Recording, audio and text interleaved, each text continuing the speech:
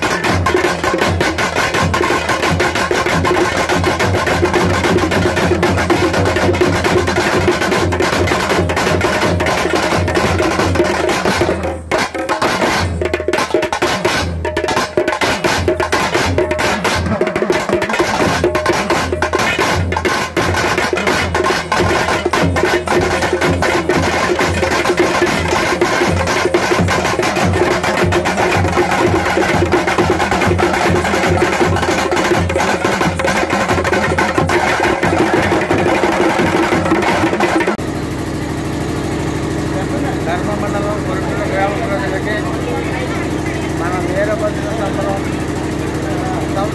సంవత్సరం చేయడం జరుగుతుంది. దీని నిమిత్తం అన్ని విధాలా కూడా వీరభద్రుని మాకు కలగజేయాలని వారిని మనస్ఫూర్తిగా కోరుకుంటూ మాకు ఆయురారోగ్యాలు ఇచ్చి వచ్చిన ప్రజలందరికీ కూడా భక్తులందరినీ కూడా ఆశీర్వదించి మమ్మల్ని ఆనందం చేస్తారని కోరుతూ ఈ సంబరాలకి ఈ సంబరం నిమిత్తం ఏటా విడిచి ఒక సంవత్సరం విడిచి సంవత్సరం చేస్తూ ఉంటాం. ఒక 1000 మంది భక్తుల దాకా వస్తూ ఉంటారు. వారికి భోజనాల సదుపాయాలు సంబరాలు అనేది సాగనిస్తూ ఉంటాం. ఈ అందరూ ప్రజలకు ఎప్పుడు ఇలాగే జరగాలని కోరుకుంటూ ఆ వీరభద్ర స్వామిని జరగము తల్లిని వేడుకుంటున్నాం. నమస్కారం.